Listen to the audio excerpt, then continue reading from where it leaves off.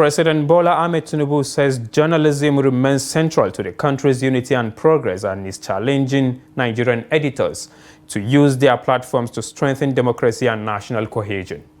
The president spoke on Wednesday when he opened the annual conference of the Nigerian Guild of Editors at the State House Conference Center, Abuja. Kehinde Amodu has more. There has been an uneasy relationship between President Tinubu and the media since he came to office. Tinubu, who was once seen as the darling of the Nigerian media, is hard to come to terms with its fierce independence, which has not been shy to call out his shortcomings. Nigerian editors represent a very important bastion of democracy as they mold the editorial content that shapes national direction and strengthens democratic life. President Tinubu is well aware of this and is urging editors to exercise this power with wisdom, fairness, and a strong sense of national duty. Nigeria is a large, as you know, and diverse country. Debate and differences are part of our reality. However, disagreement must never translate into erosion of national cohesion. Criticism, when informed and constructive, is a service to the nation. But cynicism that breeds mistrust and despair can weaken the very foundation of the society we seek to improve.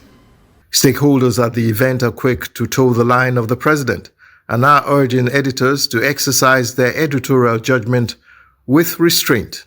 As we deliberate here today, I charge you, my colleagues, to see yourselves as essential partners in national renewal. The government of President Bola Tinubu has demonstrated its faith in you through his actions, not just his words. We invite you, therefore, to engage, to critique constructively, and to report with utmost responsibility that demands your participation at this moment of our history. When government credibility collapses, media coverage of the government becomes suspect. When the media frames every electoral challenge as evidence of systemic fraud, rather than contextualizing it within an imperfect but improving process, it reinforces the very distrust that fragments society. When you, editors and gatekeepers, choose narratives that amplify division, because division drives sales, you feed the polarization and make your own work even harder. But the president of the Nigerian Guild of Editors would have the last say in this discourse. He is proposing the establishment of a Media Freedom and Safety Charter endorsed by the presidency, approved by the legislature, and upheld by the judiciary and the NGE. The Guild is also calling for the repeal of laws that inhibit press freedom and state-sanctioned protection of journalists carrying out legitimate work from arbitrary arrests or misuse of cybercrime laws.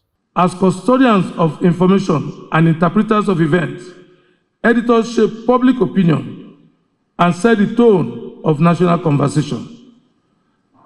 Our decisions, what we publish, how we frame stories, and the voices we amplify have far-reaching implications for democracy and unity.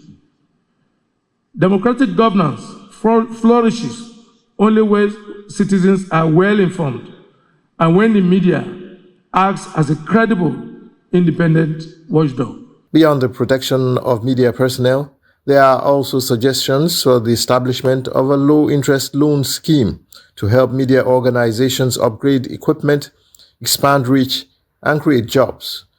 The challenge laid before the Tinubu administration is to recognize journalism as a public good, deserving of targeted fiscal incentives, legal protection, and developmental support in a bid to strengthen the foundations of democracy.